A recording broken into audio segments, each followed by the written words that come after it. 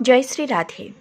না, আজ মিষ্টি রেসিপি নয়, মিষ্টির সাথে একটা মশালাদার এবং স্বাদিষ্ট রেসিপি আমি তোমাদের সাথে শেয়ার করব। সাথে থাকবে মিল্ক পুরি আর সুজি বরফি।